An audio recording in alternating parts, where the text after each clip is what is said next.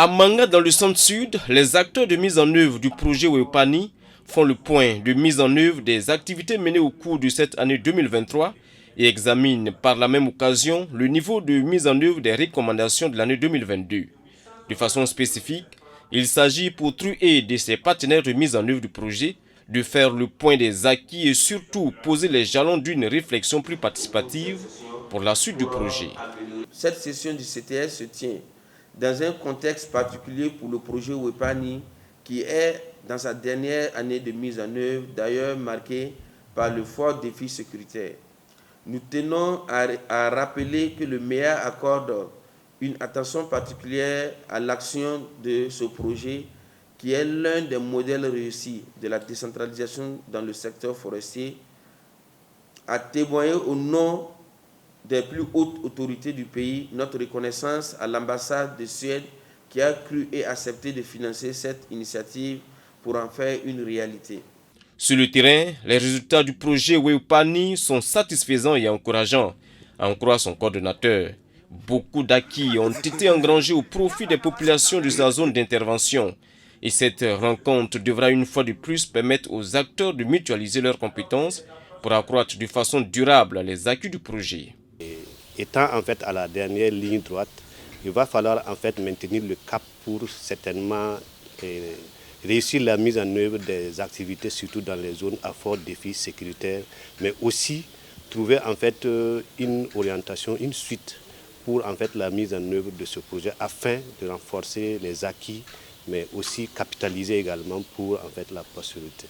À travers ces différentes présentations, les participants ont pu suivre ce qui a réellement été fait sur le terrain, du programme des activités de janvier à août 2023, en passant par l'exécution du budget, tout a été présenté au cours de ces CTS. Les attentes ont été satisfaisantes car le niveau d'exécution des travaux est appréciable de façon générale. Déjà, plusieurs actions ont été menées dans le cadre du projet, tout au long de ces 4 années d'exécution, malgré les crises sanitaires et sociopolitiques.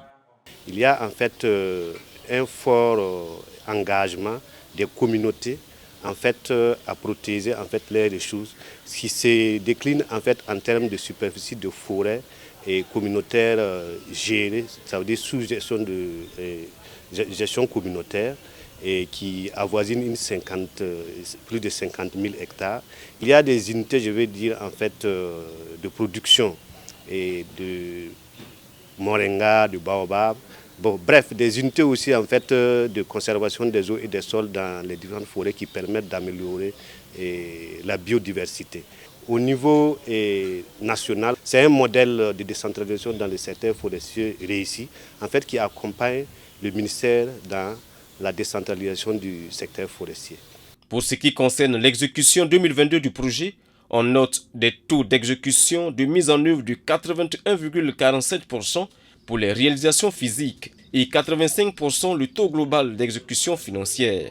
Et pour le directeur pays de l'ONG TruAid, l'heure est à la satisfaction. Sur le plan social, c'est un projet qui permet de réduire, voire éviter les conflits, ça veut dire consolider la cohésion sociale autour des forêts. Sur le plan économique, je crois que le coordinateur du projet l'a souligné, c'est un projet qui génère beaucoup de revenus au profit des couches vulnérables, qui participe aussi à la question de sécurité alimentaire et nutritionnelle au profit de ces couches. Et sur le plan environnemental, vous savez que nous sommes dans un contexte de changement climatique. Ce projet permet effectivement de lutter contre les effets néfastes du changement climatique. Donc au regard de ces impacts, le projet est un projet important pour TruAid et je crois que le ministère ayant pris ce projet comme une bonne initiative pour accompagner la décentralisation, nous réjouit dans notre option de mise en œuvre de ce projet avec le partenaire technique financier qui est l'ambassade de Suède au Burkina Faso. Lancé en 2019 pour une durée d'exécution de 5 ans, le projet Wepani est mis en œuvre au Burkina par un consortium composé de TruAid, SNV et GAF, et ce dans 4 régions, à savoir les régions de l'Est, du Nord, du Centre-Est et du Centre-Sud, précisément dans 25 communes. Son objectif est d'améliorer durablement les conditions de vie des populations rurales de sa zone d'intervention à travers la promotion des ressources forestières et la valorisation des produits forestiers non ligneux entre autres. Il est financé par l'ambassade de Suède à hauteur de plus de 9 milliards de francs CFA.